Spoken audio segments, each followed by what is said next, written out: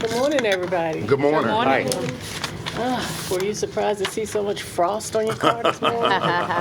Oh, man, I was. Well, I appreciate everybody's presence. And before we get started, I want to recognize Patty Phillips, who is the temporary CFO. So she will be with us the next several months. And welcome. Thank you. And also, let's see, I guess we need to do, welcome our Chicago friends.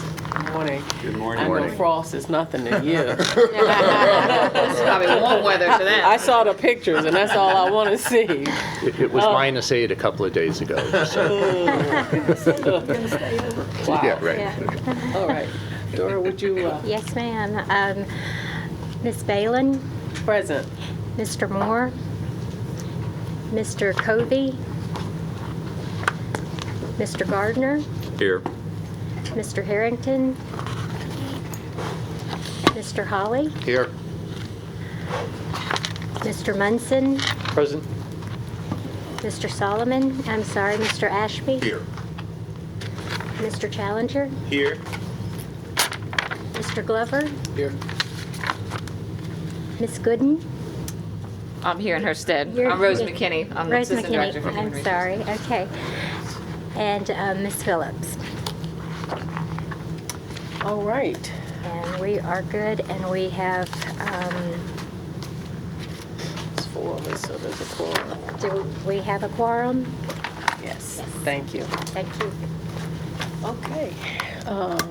Dora sent the minutes of the last meeting along with the video. You all look good on film. And so if you've had a chance to review them, I'll entertain a motion to approve them as presented, unless there's some corrections or questions. I move we approve them as written. Second. All right, all in favor? Aye. Aye. No opposed, so the motion carries. Thank you. And Dora, will you walk us through the applications? Yes, that's the, the retirement applications.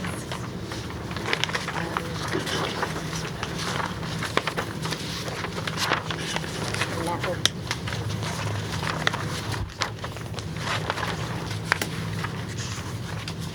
Do we have any? No. No, ma'am. There's none. All right, I see none and none.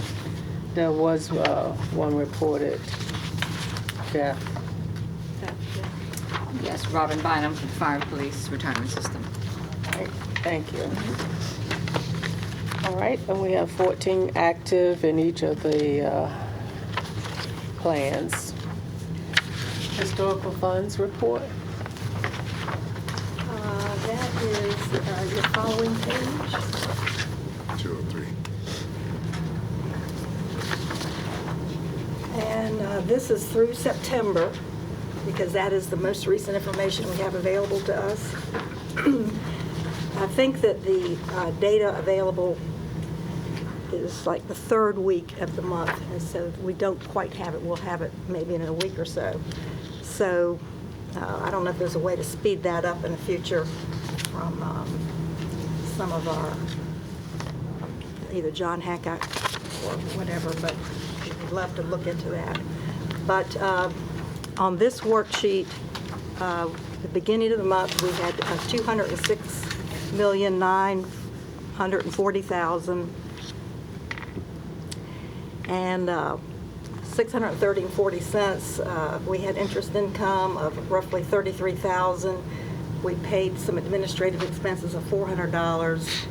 Recurring benefit payments of $2,448,870.90.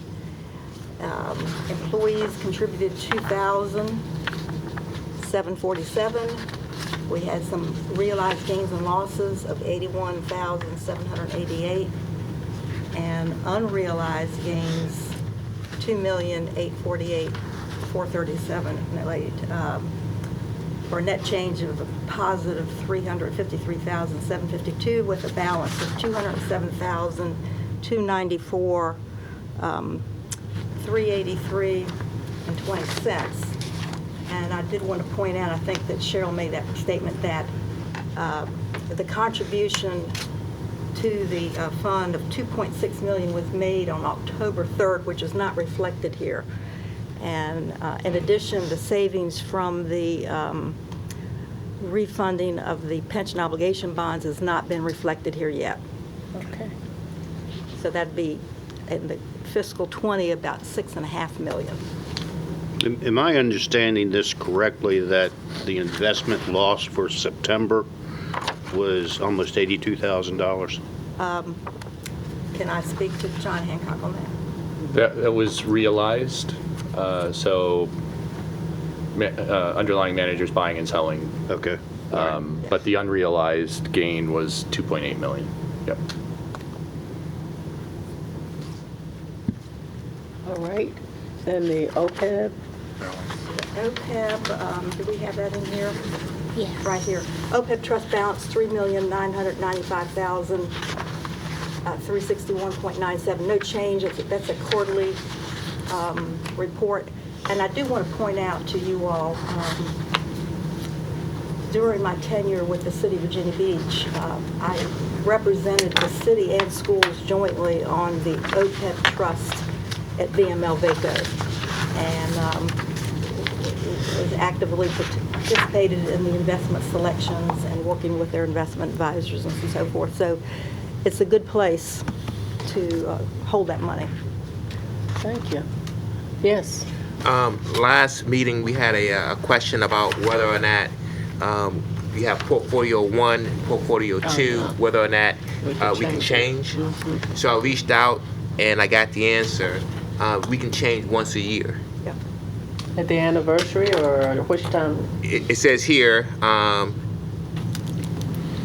you have to provide written notice to BML VACO Finance by April the 1st each year, with the transfer becoming effective July the 1st of that same year. Okay. And you're only allowed to do that once per year. So we need to have that on our March agenda just to see if there's some changes we want to make. All right, thank you. Same time every year? Yes. Correct. Okay. Okay. All right. Any questions for Patty before we move on? It'd be good to have that expertise. Thank you. Now we're ready for John Hancock update. Stay on the phone. They're on the phone. Tom, I don't know if you heard, but it's Hancock's update time. Tom? Yeah, thank you, Brian. Good morning, everybody. Can you hear me okay? Just fine. Yes, good morning. All right, thank you. So, and I apologize, I can't be there in person today. You should all have a handout that's mailed up, small booklet, nice photo of the city on there. I just have a brief update this morning and can move into Greystone's review. But in tab 1, there's just a quick update. Again, this is something I put in on a quarterly basis, just looking at the overall system, retirement goals, and what we're providing from you all, not with regards to, specific statistical valuation percentages, et cetera, but, as you know, throughout the year, we covered these different items. So I won't go through all of these today as we've been giving updates along the way. I do want to point out an item for number 3, a product offering update. I'll do that in just a moment. Last quarter, you'll recall, we talked a little bit about data security. And if you see, and then obviously in October, I was there with Andre, where Andre provided the annual valuation overview for number 6. But if anyone has any questions on any of those items, please feel free to mention those or to reach out. On what hopefully should be numbered as slide 7, titled Enhancements to the Participant Web Experience, I just wanted to bring to the board's attention that the website that individuals utilize to contact John Hancock and to review their retirement benefits, take action, do inquiries, etc., will be refreshed most likely at the very beginning of December.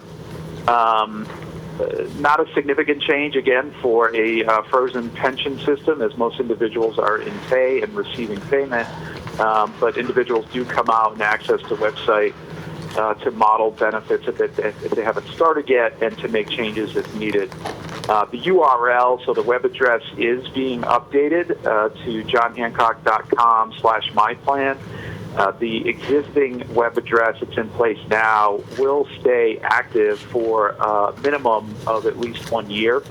And we'll be sending out communication to everyone to make sure that they realize the change.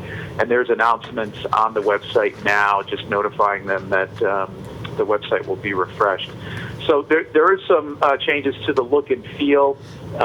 We're making probably more significant changes for our customers that have 401k or defined contribution plans.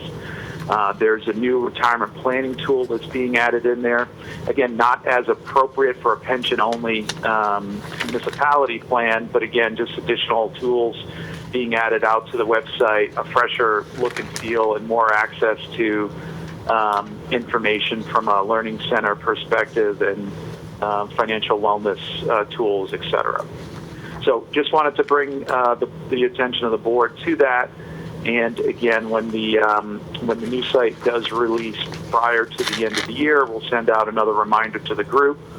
And our call center is obviously well trained on the changes. All right, in the following section, just the standard quarterly information. Again, I know Brian will get into more of the investment allocation. This information, as you know, is as of the end of September, just showing assets and participant count on slide 10. High-level asset allocation chart on slide 11. Again, I will leave the majority of the investment allocation and the portfolio discussion to Brian. On slide 12, this is, again, the standard report out of participant counts. At the end of Q3, in the fire and police plan, 14 actives, 638 retirees. Those are individuals receiving benefits, and 43 individuals that are due a benefit but just haven't started to take that yet, for a total of 695 individuals in the fire and police system. On page 13, we detail out the high-level contribution administrative fees that are charged, and then the ongoing monthly payments that are sent out. So again, no significant changes here with regards to the activity in the system. Page 14, again, remaining at 14 active, showing here based on years of service. And then we do the same for the supplemental plan on the next few slides. So 15 is the pie chart, and then 16 shows the participant breakout. Again, 14 actives here, 357 individuals receiving benefits, 10 due benefits, just not have started yet, for a total of 381. Similar information. Hey, Tom. I'm sorry? May I ask a question, please? This is Yes. Patty Phillips, interim CFO. I was Hi, looking. Patty. Good to meet you over the phone. On pages 11 and 15 are the allocation of the assets for the fire and police, and then also the supplemental. They are identical, right? So they're not, Yes. they're not different. So if you wanted to brief City Council, it would probably be good to just show one for both. Yep. That's correct. Okay, thank you. Yep, we provide ongoing record keeping and administration at the individual plan level, but yes, from a trust perspective and a portfolio perspective, it's a commingled trust. Okay, thank you. And then finally, just a breakout on slide 18 of, again, the active individuals by years of service.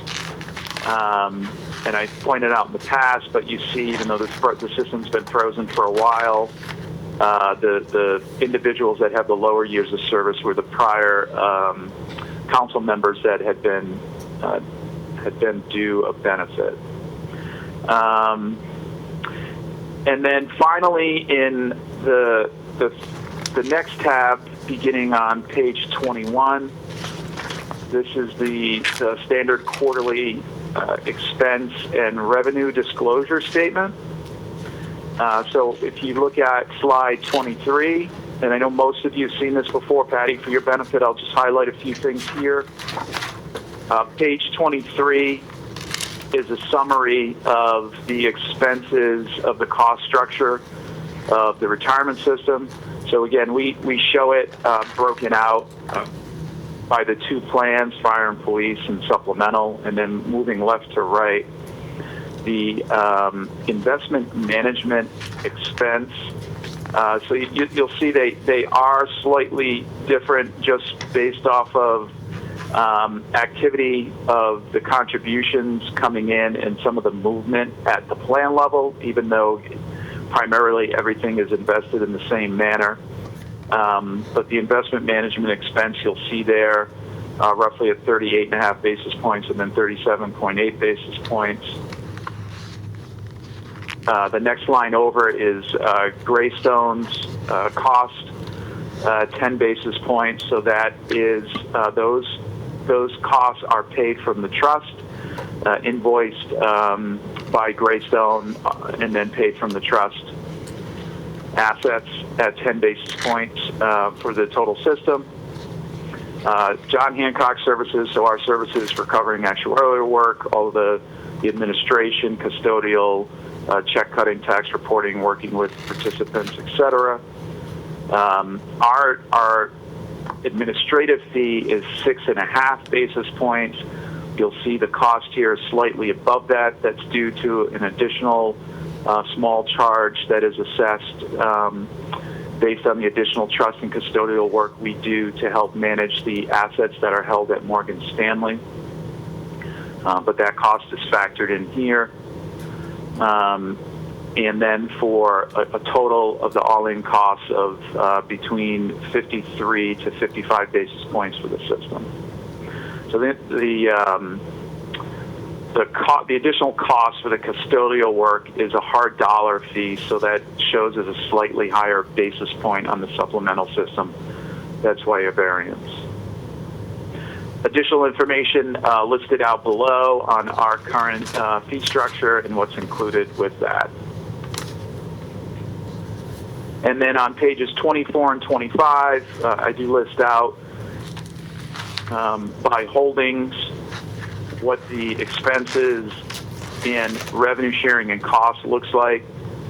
So just to walk through as a reminder going left to right, and I will use the Lazard International Equity Concentrated investment option as an example. Last one down in the first chart on the top of the page. Average assets for the third quarter in that fund were $14.2 million. That made up about 9% of the portfolio. You see the Lazard name there, the ticker symbol. That is a mutual fund that's held here, John Hancock. The expense ratio is the management fee that the investment company charges to run the fund. So for Lazard, it's 49 basis points.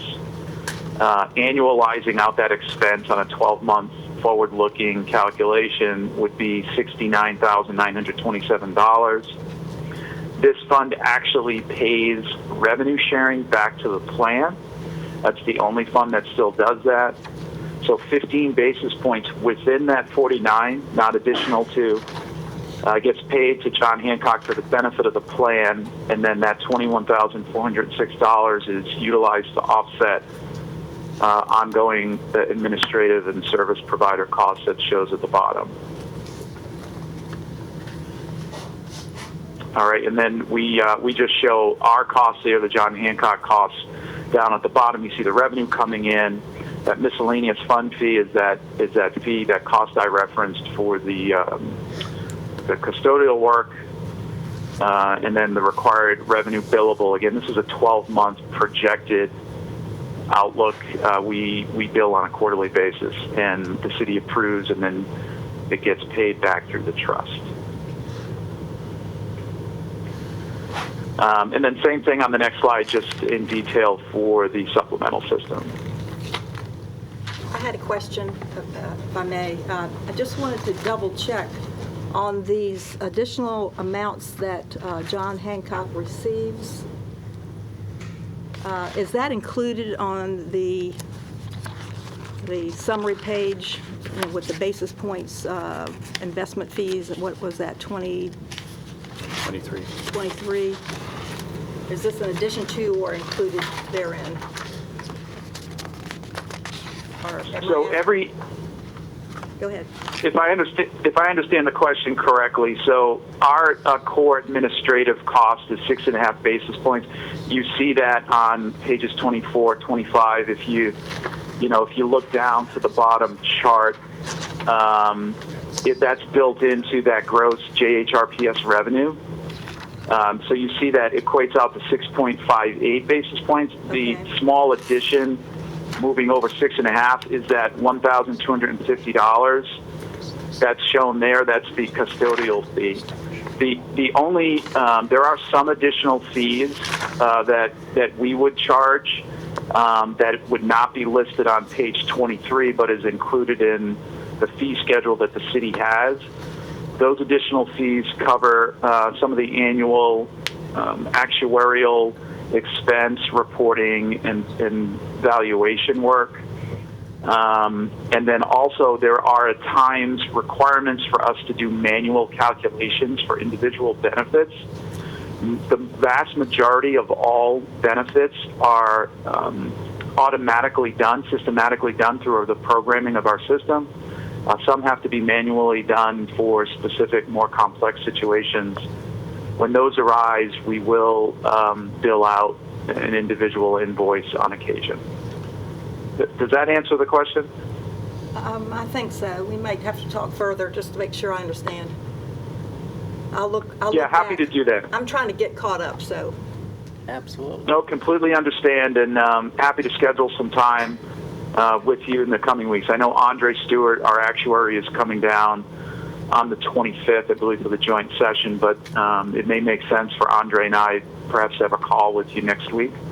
That sounds great.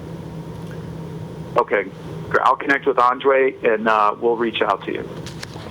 Tom, when you do the COLA payments that come out of the general funds, is any of that expense included here? Or is that billed separately so to the city? That is billed separately. That expense would not be shown here. You would see that. I know the board sees invoices when they come through. But yes, you're correct. There is some additional cost for handling the coordination, distribution, and mailing of those COLA payments. Thank you.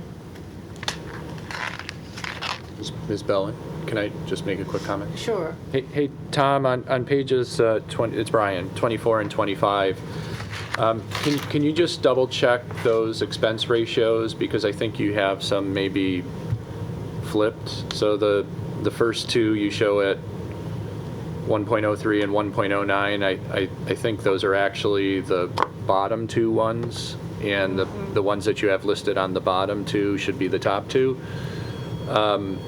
So I think the effect of that, or the impact of that, is to lower costs slightly than what's being reported. Yeah, thanks for pointing that out, Brian. Let me go back to our team and make sure that that's corrected. Okay. You're talking about in the top chart?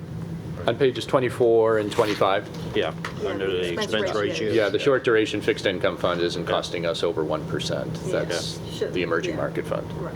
So. Good catch. Good catch. Anything else? Any questions for Tom? Thanks, Brian. I appreciate your catching that. All right. Thank you, Tom. Thank you, Tom. All right. Thank you, everyone. Thanks, Tom. Thank you, Tom. If not, we're ready to move on, Brian. And Great. Jim, you're up. Thank you, and good morning, everyone. And always great to be here. Always great to see you. Just by way of introduction, you probably recognize a couple of faces, but maybe not one. So Suzanne Lindquist is part of our outsourced chief investment officer group. Jim and I work very, very closely with Suzanne and her team in putting this portfolio together, given the history and the evolution of the relationship we've had with the retirement board, as you know, moving from a non-discretionary advisor consultant where we provided advice to you and recommendations to one where we now have discretion to add managers and terminate managers based on kind of our outlook and what we think. And it's Suzanne's group that works collectively with Jim and I to make all that happen. So I'm going to let Suzanne talk a little bit more about her background, but you're probably going to hear from all three of us today. And we thought it was important just to bring Suzanne along so you know that there's more than just Jim and I involved in the relationship, and we're happy to have Suzanne here today and as part of the team on an ongoing basis. Suzanne, you're out of New York. I am. It's cold there too, by the way. Yeah. But I think before maybe we get into it, it's probably a good idea just to refresh everybody's memory about the evolution of our relationship in the history. You know, there's a lot of moving parts to how we've worked with the retirement board in the past, and certainly for Patty's benefit, I think it's probably a good idea to review how it is that we're here and how we've worked with the retirement board in the city over the years. Early on in our relationship, we were responsible for oversight, performance reporting, and diligence on a single investment manager. That manager is no longer in place, but that was our role. We didn't advise the board or the city on macro, big picture issues like asset allocation, and we didn't work with the board in any other part of the portfolio, whether it was managers in non-U.S. equity markets or fixed income. That was not part of our purview. With a prior CFO, we started to take on a greater level of responsibility. She asked us, given our background and our approach in working with clients, to take on a higher level role with the retirement board. That's where we started to work with the board on issues related to other investment managers that historically we hadn't been responsible for. It's where we started to become more involved with respect to asset allocation of the overall plan, so figuring out how much in stocks and bonds and emerging markets, et cetera. So we did that. We also helped the board bring about changes to the structure of the governance of the plan.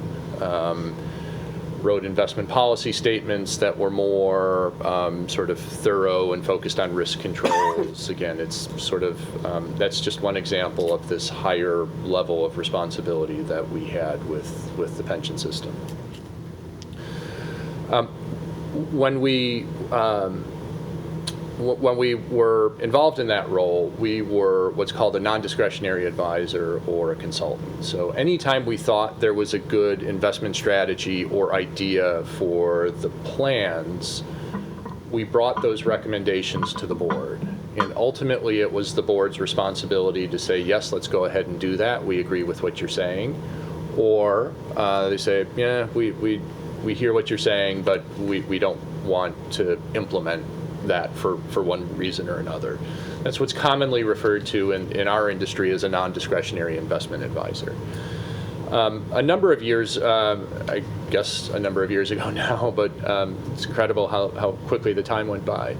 The city issued an RFP for a new advisor, and during that process, the board decided ultimately that it wanted to move away from this non-discretionary advisor, that somebody that was just giving ideas and advice, and was looking for somebody to take more responsibility, more discretion with respect to the investment program. And that's where Suzanne and her group came into play. We participated in that RFP process. We won that mandate, and effective October of last year, that relationship between Greystone and Morgan Stanley and the retirement board changed. It moved away from this non-discretionary investment advisor to one where we now have discretion to hire and fire managers on behalf of the pension system. The board still owned and still does own the decisions around asset allocation. Will provide advice in the investment policy statement, but there are ranges and parameters and risk controls in that investment policy statement where we now have the ability to operate within those constraints. So hopefully that helps give a little bit of background and some clarity on the evolution of our role and our current role. We've been with the board for about 12 months, but we've been here a while, but in a much more limited capacity. So I just wanted to set that stage. If I may, I just, in my world, I would call, are you what you call an independent financial advisor? That's correct. In other words, you're not connected with the investments, but independent. And the board still makes the decisions, but you have more input. We do not buy stocks and bonds. Right. We outsource that to third-party Of course, managers. yeah. The board set the strategy, and we'll talk in round numbers, 75% in equities and 25% in bonds. There's a plus or minus 5 percentage point range around that. We have the ability, without the need to come to the board, to operate within those ranges based on our outlook, number one. And number two, if we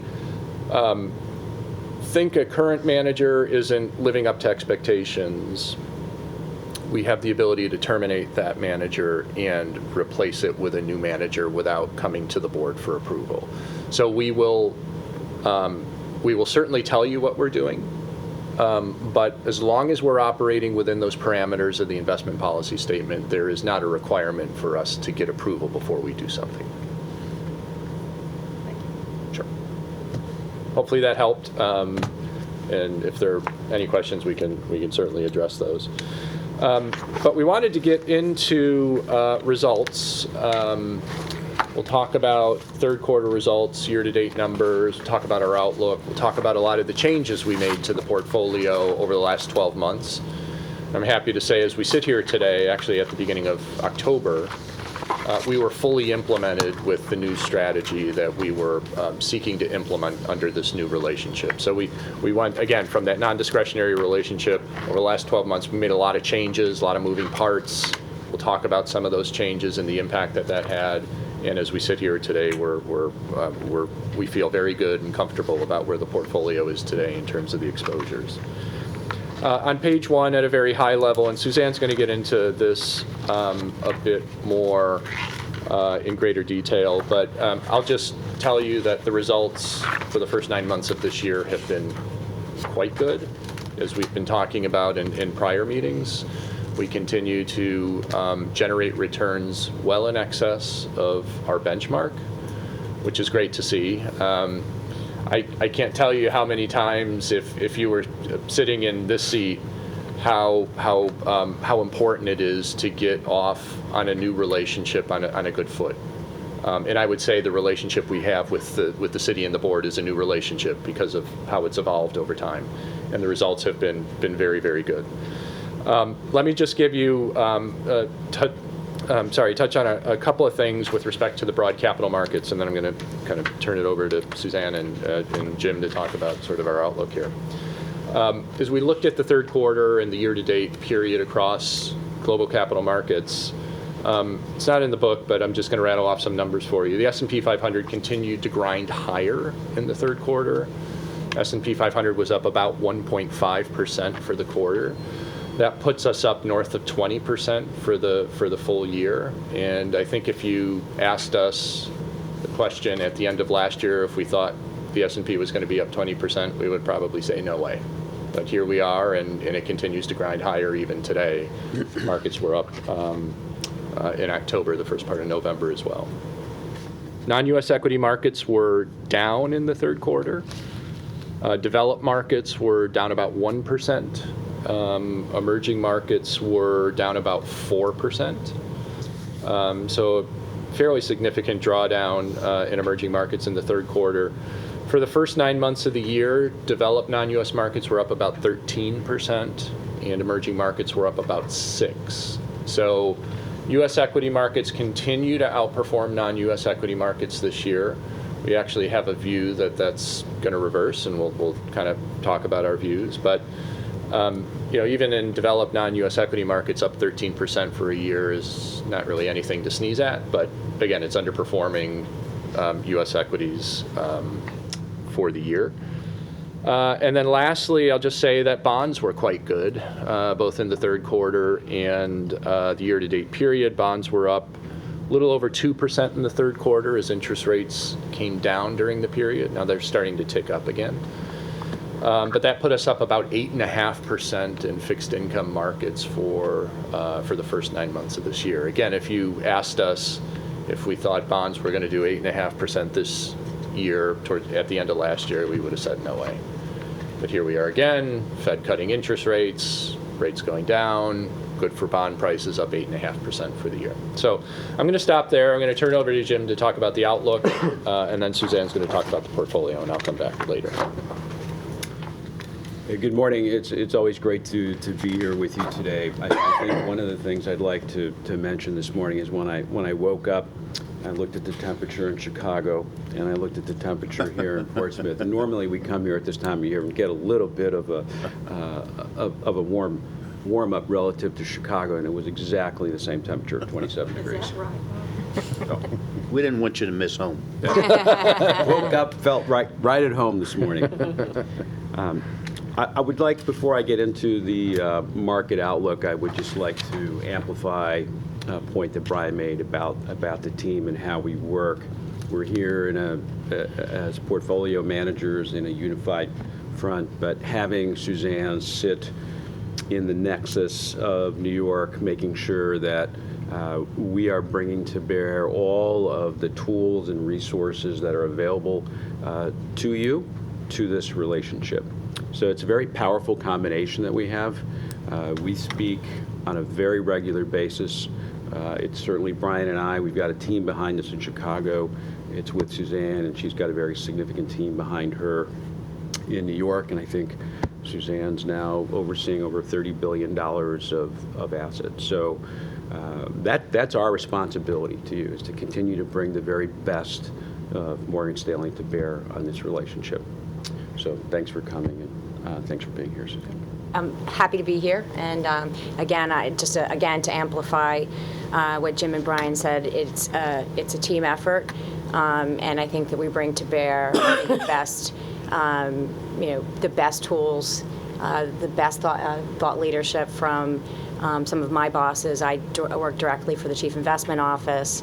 And then to amplify how closely connected we are, we actually speak on a weekly basis formally and probably much more informally throughout the week, specifically on your portfolio. So as we walk through the presentation, if you have any specific questions, please feel free to ask.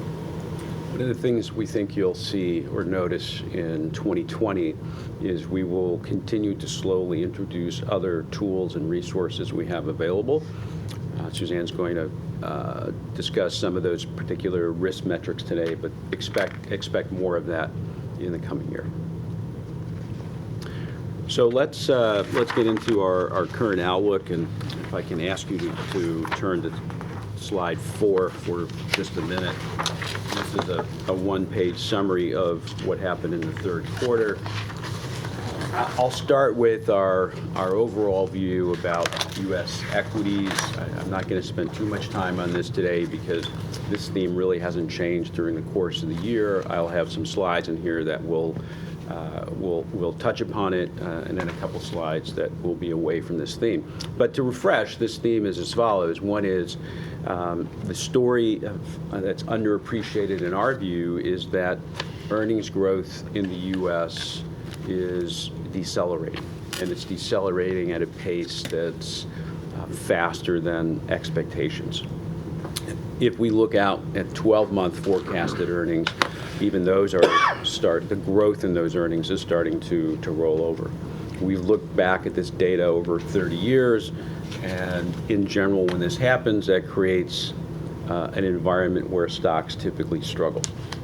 So it wouldn't surprise us that this starts to get recognized either later this year or sometime in the first quarter of next year, and we see a 10% or so correction in the market. It doesn't mean, in our view, that the long-term secular bull market is over. It's just a recognition of the slowing in earnings in the U.S. market.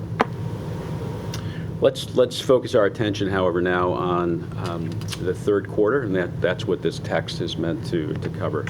Most of the action in the third quarter took place in the bond market. The S&P came in relatively flat for the quarter, which is important because, as Brian mentioned, this preserved very strong year-to-date numbers, which I'll go through in just a minute. There were a couple of cross-currents that investors had to contend with during the quarter. One is the on-again, off-again trade relationship with China.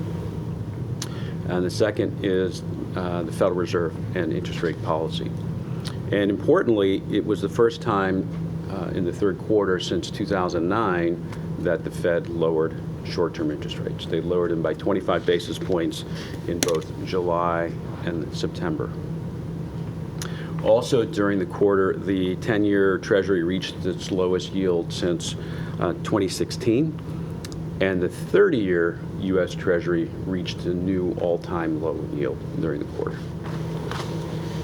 We also saw a temporary inversion of the yield curve.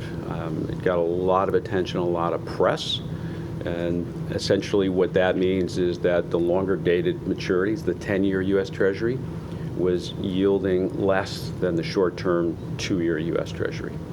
And the reason that garnered so much attention is that it's often a harbinger for a recession. If we were to fast forward the tape to where we are today, we had another 25 basis point reduction in interest rates at the end of October. And I think even more importantly, we had an uninversion of the curve. So the curve, we had a very significant sell-off in U.S. Treasuries about a week ago, maybe 10 days ago now. And so the curve has normalized, and the inversion is no longer with us. So the U.S. government yield curve, not a perfect indicator of the future growth of the U.S. economy, but it has normalized since the October period. And the rate decreases that we saw this year on the part of the Fed essentially unwound all of the rate increases we saw in 2018. Chairman Powell calls this a mid-cycle correction, saw some weakness, and lowered rates.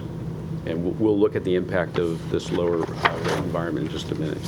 So if I can ask you to turn to slide 5. Cover some big picture items. We certainly get a lot of questions about the U.S. tariff escalation with China, and what you're seeing here on the bottom left is certain dates, and the dates really, if we looked at the far right of the bottom left chart, this is the real GDP drag from the China tariffs, which is the number one question, and this is a percentage of our expected GDP in 2020. And these dates correspond to certain tariffs that the Trump administration has announced.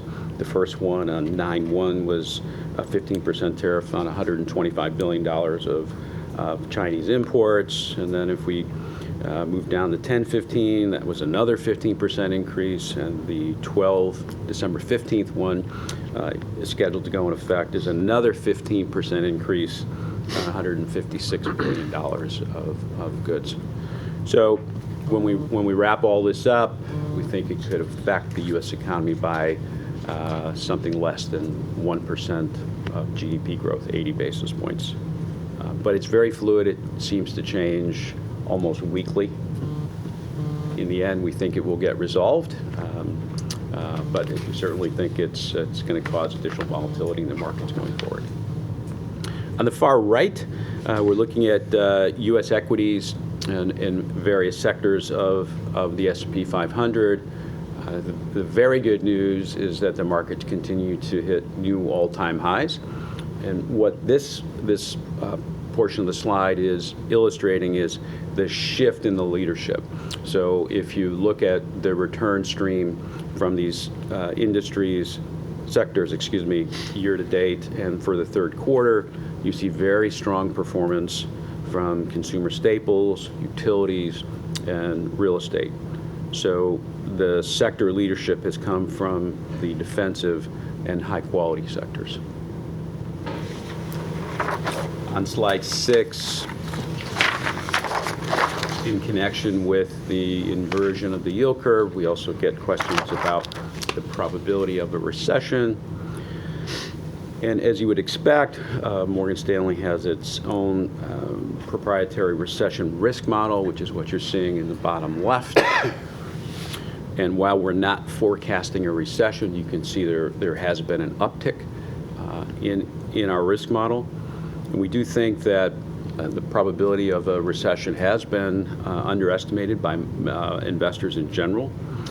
So we're focused on corporate profit margins, consumer confidence, capital expenditures, and labor data. On the right, we're highlighting, because we're overweight in the Portsmouth portfolio, to emerging markets versus developed markets within international equities. After a very difficult time period last year, 2018, certainly the first 10 months for sure, we think there is probably a turn in the leadership in emerging markets. And so that's the reason we have a tilt or a bias towards emerging markets of the portfolio. Slide 7 is a very busy slide indeed. And what we're illustrating here are some of the important events that took place not only in the United States but around the world. These lines illustrate equity market performance for indices around the world. And if you look at the very bottom of the page, you see that the dark blue is representing the S&P. And if you go across, you'll see the sort of purple is the emerging market. So you can connect the lines to the indices if you look at the bottom of the page. So it's been a very wild ride, a lot of back and forth, and a lot of the market activity around the world has been driven by the Federal Reserve, trade with China, as I mentioned earlier, and then overall investor sentiment. So you can look and see how the markets responded to some of these different events, whether it relates to tariffs with China or the Fed lowering interest rates by 25 basis points, the U.S. yield curve inverting, the 30-year Treasury dropping to below 2% for the first time. And then if we're looking outside the U.S., we see Theresa May in the UK announcing her resignation. So all of this created a lot of angst during the course of the year. However, if we're looking at the results of these various indices at the bottom of the page, what you'll see is the third quarter S&P up 1.7%, so essentially flat. But importantly, year to date, S&P's up over 20%, small cap Russell 2000 up a little over 14%, international stocks, Europe, Australia, Far East Index up a little over 12, and then emerging markets just under 6% year to date. Slide 8. So we talked about the change in leadership from emerging markets a couple slides ago. Another shift in leadership that we see happening is the shift from growth to value. We've talked about some time that we expected growth to come under attack because growth stocks generally being overpriced in our view. And so what we're seeing here is there's been really a sharp move away from defensive towards cyclical stocks. This chart specifically is looking at the S&P 500 value divided by growth. So when the line's going down, growth is outperforming value. And what you can see here is towards the end of September, there's been a shift where value has started to outperform growth. And again, I highlight this for you because we do have an overweight in the portfolio to value versus growth. And Brian and Suzanne will talk more about that in a few minutes. What is the heavy dotted line as compared to the smaller dotted line? The heavy dotted line is just the arrow indicating the lines going down, so Which- nothing relevant. The smaller dotted line is a technical indicator, so it shows a multi-year moving average, and when that moving average gets pierced or broken, that from a Right, technical okay. perspective Gotcha. indicates a change in leadership, a change in direction. Okay. Thank you. Sure. Slide 9, I really covered our views on interest rates and what happened during the quarter. So let's shift to something a little bit longer term on slide 10. And I think it's important to be wary of overreacting to market events, especially for portfolios that have very long time horizons like this one. So one of the things that we think about is what could power the next phase of the secular bull market. And there's been some debate in the investment community about labor workforce participation. And so that's what this slide is meant to address. So what we're looking here at the bottom left is 35 to 54-year-old population. And what we can see is that this dark blue is represented by the millennials. And we certainly saw a peak in their labor force participation. And then we also saw this dip that occurred in essentially 2010 through 2016. The good news is that we have the Gen Z entering the workforce. Right at the time, we're seeing the trough in the millennial participation. And why is that important? It's important because it boosts the consumer's ability to spend going forward. And then the final slide is capital markets forecast. That's on page 11. Happy to take any questions on any of the slides or the capital markets forecast on slide 11.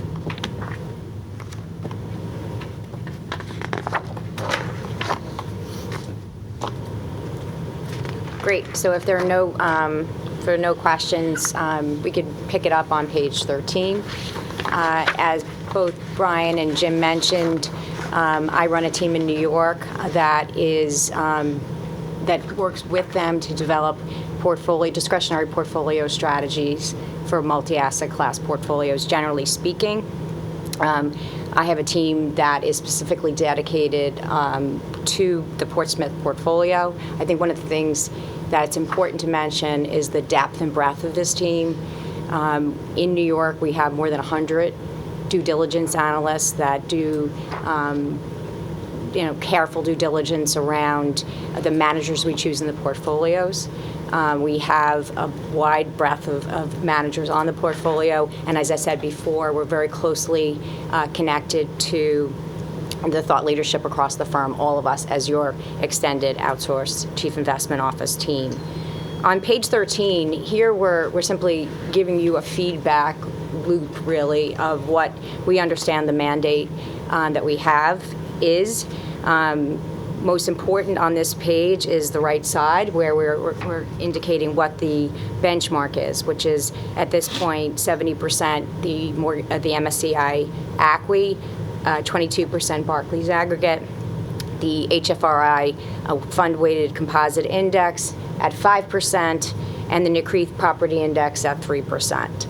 As we stated earlier, one of the things that we started doing back in October of last year, we developed an investment policy statement. This is simply a high-level feedback of what that investment policy statement states. This is essentially our job.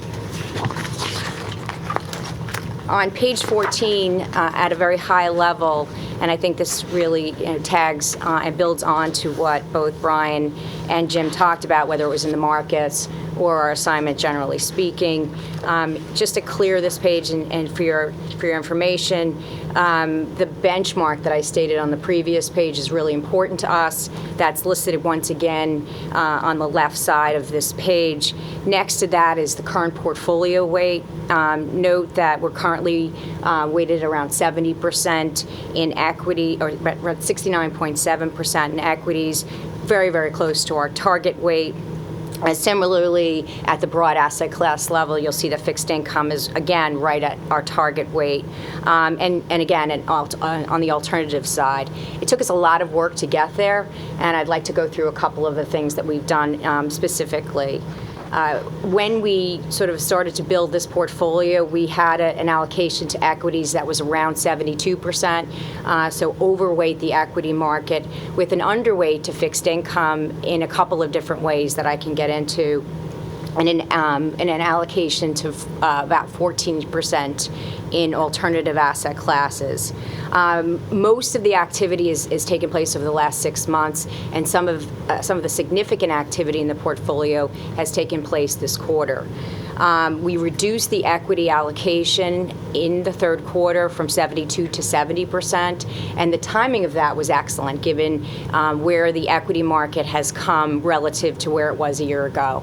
While we didn't expect the market to be as strong as it was a great opportunity for us to reduce the overall beta to that market from 72 to 70%. Importantly, as Jim mentioned, within that equity allocation, we felt that there was a high level of concentration in particular managers, in mutual funds, and in large cap growth equities. During the period, we diversified the U.S. equity portfolio from purely growth into value to take advantage of what we think is an inexpensive market.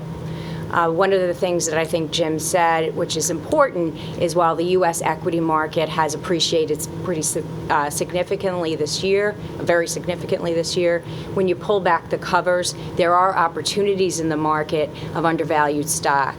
One of the great indications that we think the value component of the U.S. market may begin to appreciate, one, it started to, and secondly, yield curve reshaping, steepness in the yield curve, the differential between short-term interest rates and long-term interest rates tends to be very good for bank stocks. And we've hired a manager that is incredibly diversified in large cap value that takes advantage of financials. And we think that that is going to help boost returns, particularly in the U.S. equity component of the portfolio. So while we've experienced great returns so far, we do think that by shifting the portfolio to take advantage of undervalued stocks, that is something that will add to performance over the coming quarters and years. Within the fixed income portfolio, it was a very short duration strategy that we migrated away from what we called unconstrained fixed income portfolios that would take much more risk than that we wanted them to. We wanted to really deploy the risk component of the portfolio into the equity strategy and into our diversified alternative sub-portfolio, and we wanted our fixed income to do fixed income jobs, which is to introduce some interest rates risk into the portfolio to take advantage of the possible price appreciation. As Jim mentioned, we saw quite a lot of price appreciation this year in fixed income. It's not likely to happen again. So while we're positioned to take advantage of interest rate risk for its diversification benefit, we're positioned in a shorter term fixed income strategy to not introduce price depreciation as rates might decline, if that makes sense. Please ask any questions as we go. Jim mentioned, Suzanne, the overweight and value versus growth. Is that part of the reason you made some of the changes you're talking about? That's exactly right. So specifically in the U.S. component of the portfolio, we shifted into a manager that I think Brian's going to talk a little bit more about that allows us to take advantage of what Jim talked about, which is an underappreciated value component of the U.S. markets. So while the S&P 500 is up something like 22%, the value component of that is up substantially less. So by being relative value portfolio managers, we can introduce that flexibility to take advantage of unexploited and underappreciated components of the market. The other thing that Jim talked about was emerging markets. And while we had a significant exposure to emerging markets at the beginning of this year and prior, and that particular manager actually outperformed the emerging market and outperformed some of the U.S. markets. We took advantage of that performance and diversified in emerging markets and just shaved that position down slightly. We believe in that thematic, that emerging markets on a secular basis are priced to appreciate more so than some of the developed markets, but we want to do so in a diversified way by leveraging some of the managers that we know and are very, very well and are very comfortable allocating money to. So is there any other specific questions on the portfolios? If you go to page 15, what we've highlighted here, and I think Brian's going to go into much more detail on the performance.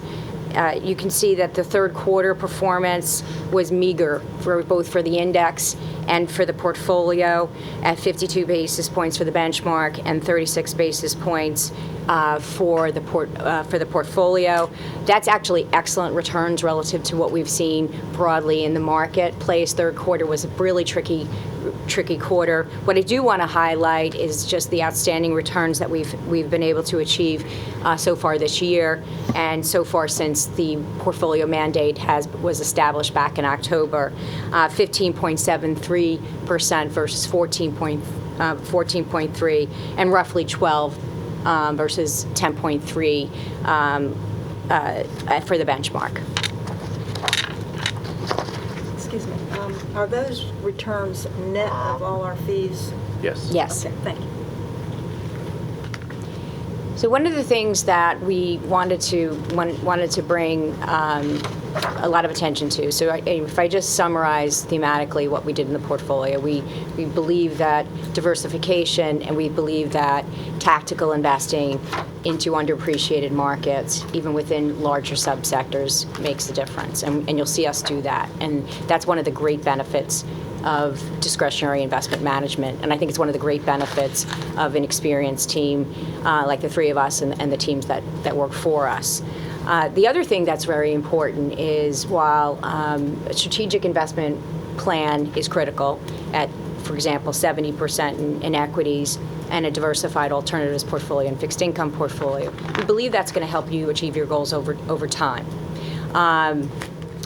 But we do think that through hiring excellent managers and tactical investments, you can achieve extra return. But that has to be done in a risk-adjusted and risk-managed way. But before we get into that, I wanted to just highlight how we think about risk.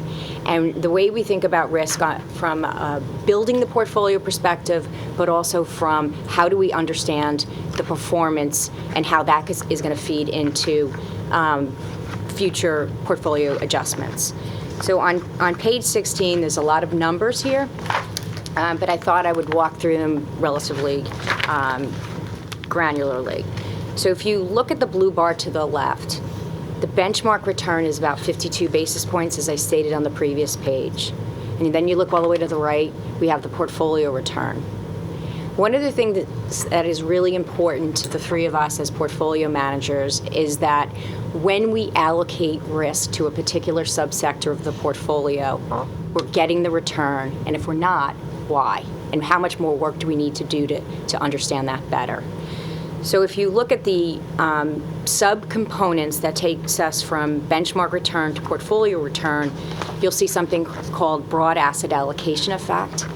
And that is the return that we are able to achieve by simply over and underweighting broad asset classes. And I'll show you that in the table. The sub-allocation effect is the example where we've decided to overweight value, right? And has that helped or hurt the ability for us to achieve performance? And then finally, and very importantly, is the selection effect. And here is where we talk about how we are able to hire from the best-in-class managers on our platform, and have we done a good job, or have the managers done a good job for us?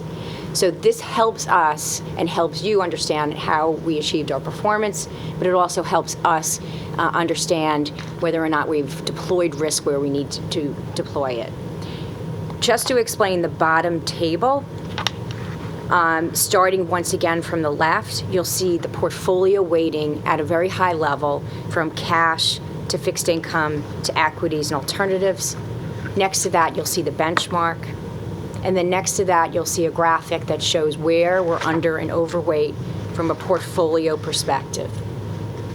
Next to that, you'll see the portfolio's return and the benchmark's return. And then you'll see the active return, meaning did we over and underweight something that did better than the market, right? So how much do we make from our decision from an active perspective, from a sector perspective, an asset allocation perspective. And what you'll see in this particular market is that while we barely underperformed our benchmark at 17 basis points, which is pretty close, most of that underperformance came in the form of selection effect, where it was harder for active managers to make money in this particular quarter. Now, are we convicted in the managers that we hired? Absolutely. This was a quarter that was really challenging given what happened in volatility and given what happened in the directionality of interest rates and the expectation for further interest rate cuts. It became a very momentum-driven market, which was much more difficult for active managers to do well. Now, we don't hire people for a quarter, we hire people for years. But it's important for us to really dissect and drill down into where we're making money and where we may have challenges. So this is not unexpected results for a quarter like this one, as Jim pointed out in his remarks about the market. So what we wanted to demonstrate here is not just where we are and where we've been, but how we think about deploying your asset allocation and your money over time. So where is the year-long look at this? The year-long look, we have not done the attribution this way. The year-long look will be provided to you and can be provided to you the next time we meet. We've had challenges with cash flows and with numbers in gathering them. So, Ms. Bellin, just to give you a sense, if you flip back to slide 15, so for the year-to-date period ending September, our return was 15.73%. The benchmark's return was 14.3%. So we're outperforming, again, I like round numbers, let's just call it 150 basis points, so 1.5 percentage points. I could tell you, even though we haven't gone through the math that we did on page 16, like we did for the quarter for the year-to-date period, 90-some-odd% of that higher return that we've been able to generate is going to be coming through because we picked really good managers. So to Suzanne's point, yeah, we underperformed a little bit, and it was because those managers underperformed a little bit in the quarter. If you look over the full year, completely different picture. And that's why it's a little challenging, right, to look at a quarter's results, and I know we're all conditioned to do that. But looking over an extended period of time, I think gives you a much better picture as to what's The truly custom going on. period is from October 1 of last year through this year. Is that correct? That's right, That's October exactly October 31st. So since our relationship that's the changed, where custom we had period. discretion, Gotcha. we're Okay. up 12, the index is up 10.3. Right. Yeah. Again, it's those good managers. Quick question. I noticed on the alternative on page 16 Yep. that the benchmark is 8%, but our portfolio weight is 2.6%, which is a difference of 5.4. Yep. Is that on purpose? Is that because of the costs associated with hedge funds and that type of thing? What's the strategy behind that? I'll tell you, it's because of liquidity. And hedge funds and other alternative private investments, you can't invest in them on any given day like you can a mutual fund or a publicly traded asset class. They open up from time to time to accept capital. It just so happens if we fast forward this from September 30 to October 1st, you'd see we're right on target because we made investments October 1st because that's when those funds opened.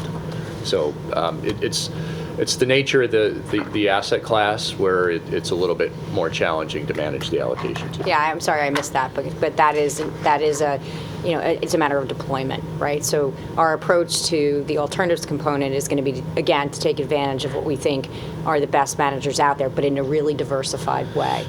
And we recognize that doing so in LP structures as opposed to liquid alternatives makes a lot of sense. But we need patience from a cash flow perspective. We need patience from a deployment perspective.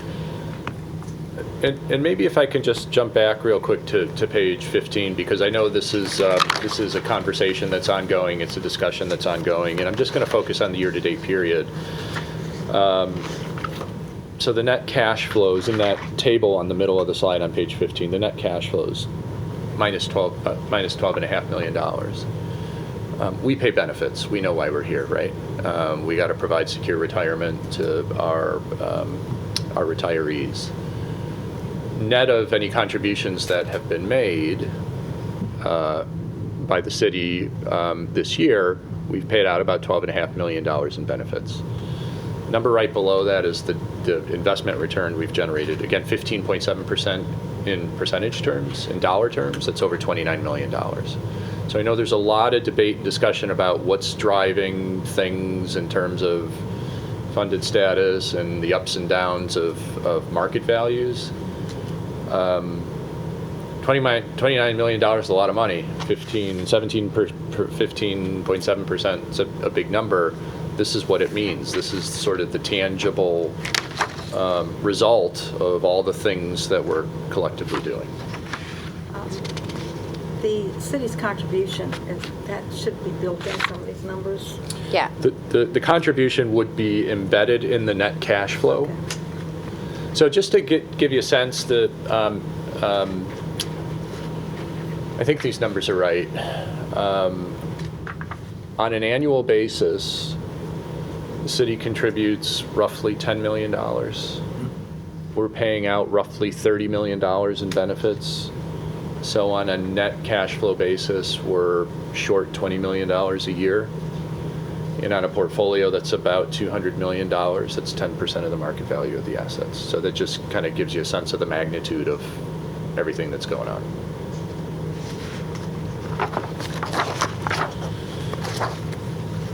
So again, we're building on to thinking about the portfolio from a projected perspective, the asset allocation that we've built, the managers we've chosen. As we say, we buy the portfolio every day, and we're fully convicted in the managers that we've hired, the asset allocation that we've collectively formalized in an investment policy statement. But what's important to us from a risk perspective is to ensure that investment policy statement and that asset allocation is has the proper amount of risk in addition to what our expectation for return is. We talked a little bit about the resources that are available to us in New York. Some of it is the due diligence on managers, which is really critical. Some of it is the quantitative due diligence that we receive from some of the folks that I work with in New York, where they develop expectations for capital markets over time, right, over periods of time that are 7 years and 20 years, and that informs how we build that asset allocation. That informs why 70% of the portfolio is invested in equities. We continue to believe that that's a growth component of the portfolio over time. But it's also important to think about what would that portfolio, since it's heavily invested in growth, which it should be to achieve your results, what would that have done over time? And it's sort of our back-tested, back of the envelope, but in a very, very, very rigorous quantitative way to ensure that we are not taking undue risk in the portfolio. And so what we wanted to do in the last slide and in this slide is to show you the rigor with which we approach the portfolio. So on page 17, what we did, and I apologize for the size of the numbers because it's hard for me to read them, and that there's a lot of graphs here. But what we did is we looked at the benchmark, which is that 70 basically that's 70, 22, and then CREEF and HFRX. And we looked at the historical returns of that, and it's in the gray chart up top, of that asset allocation going back over the last decade. So that includes a lot or some of the 2008 experience. And what we've done is calculated rolling 12-month periods of returns. As we just pointed out, quarterly results are kind of don't matter. Yearly results are interesting. Obviously, long-term results matter a lot. But what we've done is calculated those 12-month historical returns, and then we plotted where they would have been from a return perspective. So if you look at the top chart, what you'll see is, and I'll just take you to the very middle of that chart. One bar reads 15.8%, right in the middle of that chart, and that suggests that 15.8% of the time, this asset allocation would have resulted in a return between I can't read that, but I think it's 8.9 to 10.5. 8.9 to 10. 8.0. What's really important isn't that middle component. What's important is the two outer edges, and we call those tails, right? And what's real important from a risk management perspective, which is something that I care about, is how bad would that a portfolio or benchmark done on a rolling 12-month period to get an idea for you and I and us about what kind of risk we might see with that kind of asset allocation. And if you look at the shaded light bars, that's the experience where over a short one-year period, we may have seen some negative results. That's going to happen. We know that. When you have years that results are in the teens, high teens, you're going to have years where you're going to have negative results as well. Remember, this does include part of the 2008 experience. So that kind of sets the table. This is the benchmark. Are we comfortable with the return profile of that benchmark offers? Negative and positive. You can see that a lot more of the results happen in the positive territory, and given the allocation to growth assets, they're in the double-digit asset allocation component, return buckets. Now, what we wanted to do is compare our portfolio to that of the benchmark. And as you'll see, much fewer observations, lower percentage of the time were in that negative bucket. So that's an attractive portfolio allocation to us. While there are going to be periods of time that we will see negative 12-month results, it's fewer than your benchmark. And most importantly, the positive results or the positive experience has been higher and wider to the right. Does that make sense? Biggest things and the easiest numbers to understand on this page are the ones below the graphs. What we've done here is said the worst 12-month return period for this benchmark was down 10.1%. Our results were 9.8%. It's better. When you're in a period of really bad results, being able to beat the benchmark by 30 basis points or more without managers, which tend to do better, particularly in periods of downturns, is really a good result. The other thing that you would look at, and we don't have to get into the statistical calculations, but all of the other numbers are lower as well. And so what we wanted to convey today is when we build a portfolio, we don't just think about the future, and we don't just think about the return side of the equation, but we think about what could happen if we're wrong and what can happen if the market sells off, particularly given where you're positioned. And then I think we can skip page 18, and I think it's time for me to wear readers, and look at probably a chart that's a little bit easier to read as compared to those histograms.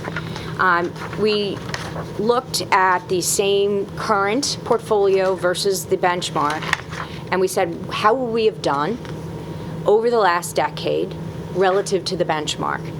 And we would have done better with less risk, and that's the key. You want to be in a chart to the top where it's the x-axis is volatility and the y-axis is return, We want to maximize return with less risk anytime we can, and we're comfortable with the fact that purely on an asset allocation basis, we're in that zone. It's not significantly less risk, but that, again, does not include the manager selection that we believe enhances the return, but importantly, the diversification of managers within our portfolio or within your portfolio, we believe reduces the risk, most importantly. And that same information is circled on the bottom of the page. I can end there, and you can... Any questions for Suzanne? Great. I think in the interest... Sure. Go ahead. You all find this helpful? Because what we're, as I said earlier, one of the things we'll be doing in 2020 is continuing to drill down on risk. These are topics and charts and graphs that we look at internally, and if they're relevant to you, we'll continue to present them, and we'll go a little deeper next time if there's real interest. We want to make sure that these meetings We don't go that deep. are really relevant for you. That's why the feedback is important. So the precious time we have with you is spent in a way that maximizes the value of your time. Yes, sir. If I could, one of the things that is of a concern to some members of council when we talk about these retirements is the funding. Yep. And where we sit in relation to the benchmark, of course, being the 80%, and right now we know on both of those we're probably in the low 70s or very high 60s. So that's the question that's always posed to me. I get the forecasting, I get how you guys are proceeding. I think you're doing a great job, by the way, and I really appreciate your efforts. But those are the kind of things I kind of need to be brought up to speed on in terms of, are we moving the needle higher up toward that 80% benchmark, and how are we doing that? Yeah, and I think, and I appreciate the question, Councilman Glover. Anytime you can do 15, 16, 17% returns, we're going to be moving in the right direction, right? But a lot of what Suzanne talked about is the flip side of that, right? Risk, because we know markets, S&P is not going to be up 20% every year. Right. We just know that that's not how markets operate. And so if there's anything we can do, yeah, we want to participate in those really big markets, and we have. But if there's anything we can do to protect us on the downside, if the market's down 20%, we're going to be down. Mm-hmm. That's a fact. But if we can go down, not 20%, but if we can go down 19, 18, 15%, that's terrific, because we don't have to go up as much on the upside to recover from those downs. So, our goal and the bogey that sort of the actuary sets about 7.25%. Right. We're beating that now. The measurement period is sort of June to June, which kind of complicates matters a little bit, but we're just looking on a sort of a calendar basis. We're beating that number, $29 million in, $12 million out. Things are getting better. They are. So, thank you. but I know that's, an important issue. Absolutely. I'd like to, Mr. Glover, I'd like to address the little research I've been doing. As we mentioned earlier, the refunding will have an infusion of cash soon. I looked closely at the report done by Davenport in July, right after the refunding, and they report that their projections are that the ratios will increase to 73% by 2028. Now, if we hadn't done the refunding, they were going to be abysmal. Sure.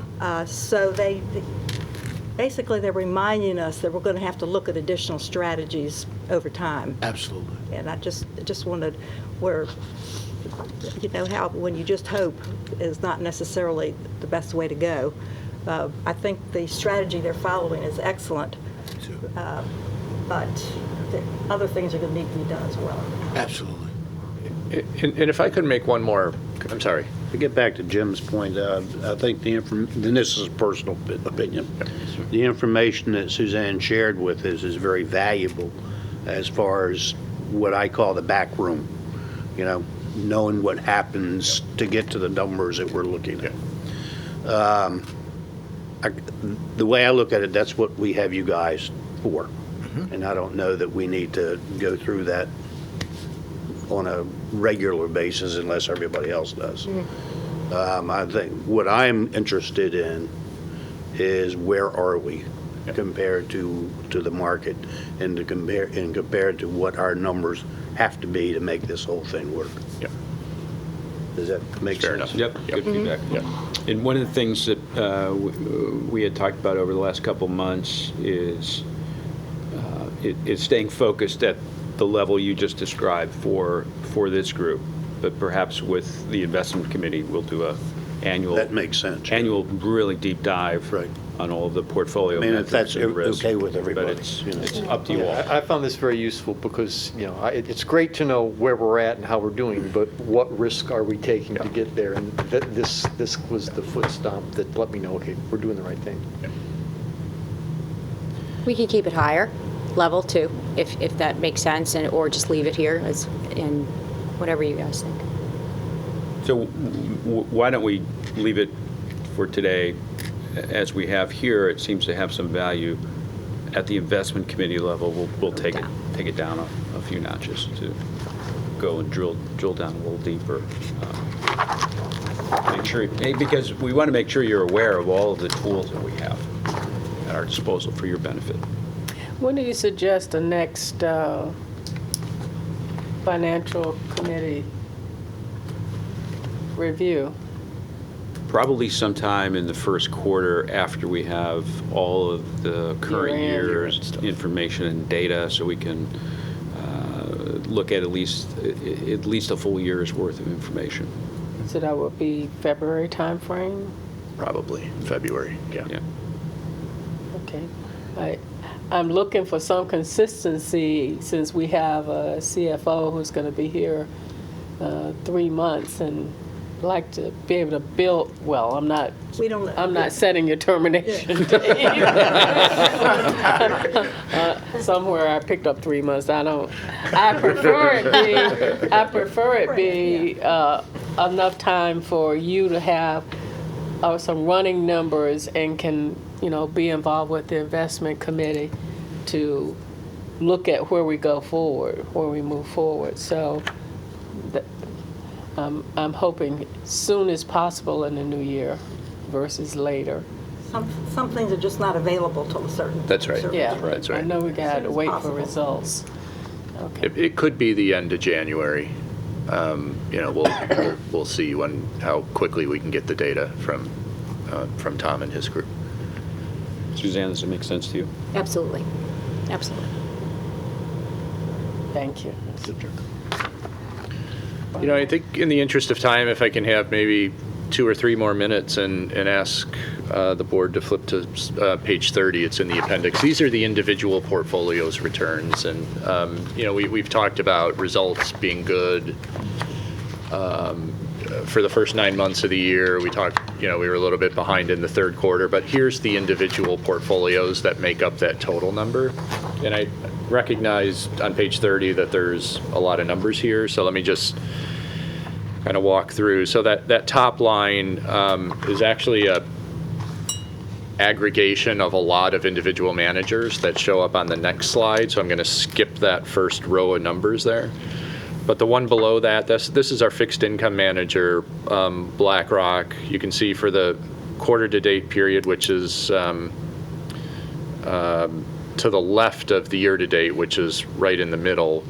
Returns for this manager have been in line over both periods for relative to the benchmark. Right below that, the American Euro-Pacific Growth Fund. This is one of our non-U.S. equity managers. You can see for the year to date, it's up 15.87 versus their benchmark of 11.56. So again, that selection, picking good managers, that's driving a lot of the return. This is just this one manager. The one right below that is this Lazard International Equity Strategy. This is another non-U.S. equity manager we have. Over both periods, they outperformed. The next one is the alternative investments, and we haven't really been invested there. We got a little bit return from our real estate investment, but nothing really to talk about there. The one below that, it's called the Lord Abbett Short Duration Fund. Again, outperformance over the third quarter and for the year-to-date period. Two I want to draw your attention to really are the next two. The next one down, Artisan Developing World. This is our emerging market manager. It was basically in line with the benchmark, down about 4% or so during the third quarter, but look at the year-to-date number, 24%. The index was up 6%. So not only did they beat their market by a considerable amount, but the S&P over this period was up about 20%. So even though this manager was in the worst performing global equity markets, it beat the best performing global equity market. Now you might think there's a lot of risk in the portfolio. That's not what's going on here. Because the volatility and the risk relative to the benchmark look almost identical. They just picked a bunch of really, really good stocks that did well. A lot of technology stocks in particular. The next one we've had discussions around last time, and I remember, Ms. Bellin, you asking the question. A little bit of underperformance there. You can see the year-to-date period. If you look at the month-to-date, so this is just the month of September, it's done a little bit better than the benchmark, actually a lot better than the benchmark. This continues to be a source of funds for us, so we continue to reduce some of the exposure there to meet benefit payments. The next slide are the individual managers that make up that first set of numbers on the prior slide, and in here they're all managers that we know well, that we like. By and large, the managers that are in place here have outperformed their benchmarks over the third quarter and year-to-date periods. So again, particularly when we look over the 9 months, a lot of that excess return is going to be coming from the fact that those managers have beaten their benchmarks, and that's what we would expect to see, that's what we would hope to see, and in fact, that's what we did see. So with that, I'll leave it at that and see if there are any questions. Any questions for Brian, Suzanne, or Jim? On the SMID cap growth, how long generally do you keep a fund in place before a decision is made to maybe let them go and get somebody else? That's a little bit of the art behind what we do. We've been cutting back exposure. We've been concerned. If you looked at this manager's long-term track record, you would find that they have beaten the benchmark over every period with the exception of the period with which we owned. They're not doing anything different than they have done historically, where a lot of their underperformance comes from. Let me just kind of step back. Sorry. Step back a second. The market in which they operate, small and mid-cap growth stocks in the United States, a big chunk of that market is biotechnology stocks. And biotechnology stocks are either a home run because they discover a drug that the world needs to cure or treat some disease, or they don't make any money and they go out of business. A lot of what's driven the return in the small and mid-cap growth segment of the market is that the companies that have done well have been bought by other larger biotech or pharmaceutical companies. Now, those happen to be a lot of names that the manager hasn't used or invested in. So a lot of the underperformance doesn't necessarily come from what they did own. It comes from what they did not own. So I would sit here and tell you that we're in constant contact with them. We're, disappointed with the results, and we've cut back the exposure significantly. We will continue to evaluate it. I don't know how much more rope or, runway we give them. But I will tell you, it's an ongoing conversation that we're having, and, there may be a decision here in the near term about moving potentially in a different direction.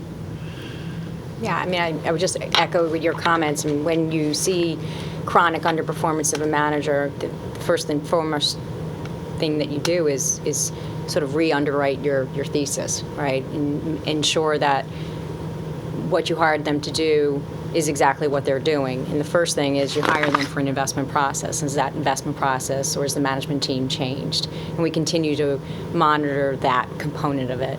And then we look at long-term performance. But if we feel that in this case that they're introducing too much risk or volatility to the portfolio, then the right thing to do is either pair them or get rid of them.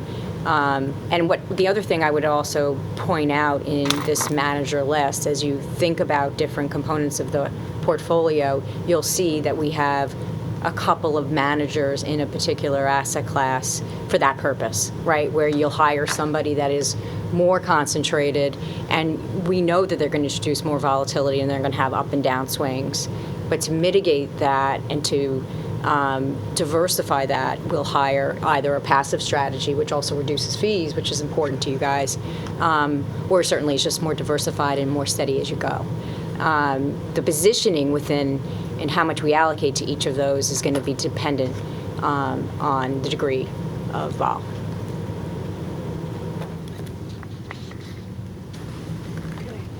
Any questions? You can keep the 15% rolling, right? Yes. Comments? Part of the I wish. contract, All right, well, thank you so much. Again, we appreciate especially the risk versus reward kind of look that you provided. That's different than some of the past ones, so that was a good look for us. It's not on the agenda, but I did talk with Patty about, and as a point of reminder for the members of the board, our joint meeting with City Council is Monday, November 25th at 6 p.m. We'll meet at this location. And I wanted to just spend some time talking about how we're going to frame that and... Yeah, I was going to ask the board how, if you would like me to take the lead in putting together something, either working with a subcommittee, but definitely working with our consultants to try to put things in a little higher level than what, I'm thinking that we would give them perhaps the most recent report from Greystone, and so they can see the level of detail that you all review regularly, but to give them the briefing itself be at a higher level, or unless you're thinking of a different approach. Mr. Glover, do you think this level of detail, I think it's a bit much? I do. Having met with my colleagues on a number of occasions, Yes. I think that the 30,000 feet view, hitting the high points, what are we earning? How are we performing? And what does the future look like? I think simplifying it to that degree, I think we can give them some additional backup supporting documentation for them to review at their leisure. But the most important things, I believe, to my colleagues on council are the questions that I asked you. What have we done? What does our performance look like? How are we set for the future? And what I've heard here today is pretty positive. So I would recommend that we go into that meeting with that thing. We're on the same page then. All right, so Patty, I think we would definitely prefer that you put the top lines. Be a big yes. I'll put together a draft and send it out and get your comments. All right. And And I'll Mr. Chandler did send an overview, and I think we also have a link to the YouTube video of the last one. Yeah. I've watched it. anyway. So that will also give us some insight into how to prep. Mr. Chandler? Yeah, I'll be happy to send you the link for Okay, last. great. Dora, do you have that? I did, I think you sent did. I think you did forward it. I was looking at something, and I mean, I can send it to everyone. I just would hate to see us get into the details of an actuarial study Yeah. and the actuarial smoothing, amortization of losses and all that. We want to keep it very high level. Yes, ma'am. We get Now- lost in the weeds there. I did understand here that Andre is coming. I think that's right. So do we know? Yeah, that's correct. What is he preparing? I will direct him on what he needs to bring. Okay. Okay, All I've right. seen some of the work, and I started marking the pages I thought were relevant. All right. And I would, Dora, if you could get me his presentation from last month, I wasn't here. Yes. All right, sure thank can. you. All right.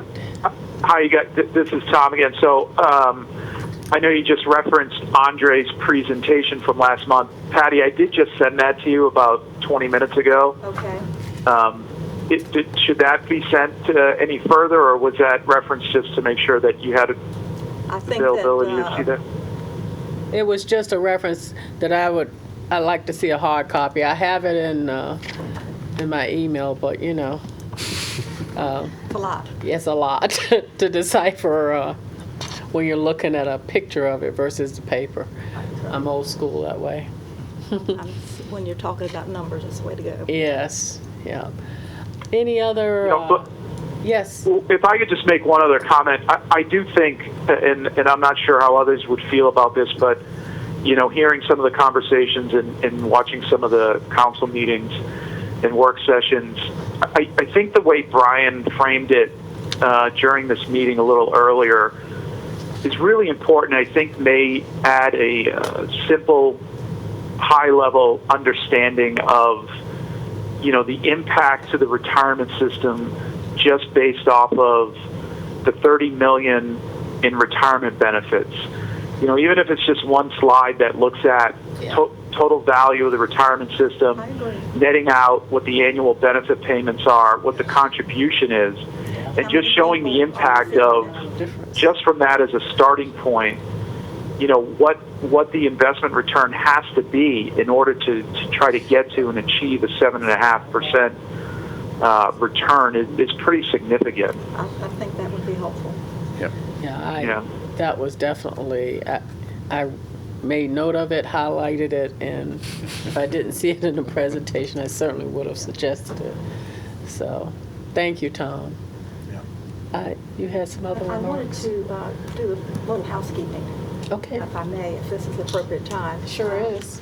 First of all, I misspoke. In the pooled trust, there is 4.2 million, so about 230 million. I read the wrong line earlier.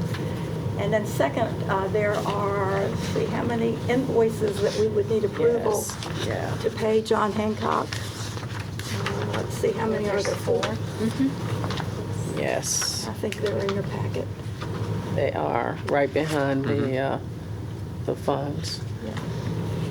And right in front I'll of, just ask the board just to take a look at that, and if there are any questions, we've still got Tom available. If not, I'll entertain a motion to approve the invoices.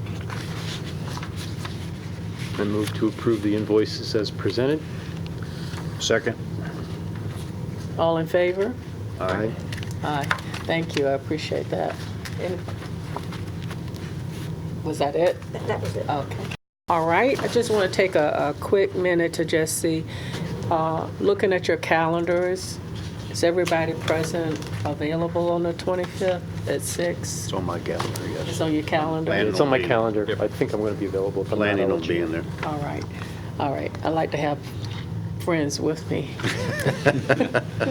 All right, then if there's nothing else, then we are adjourned.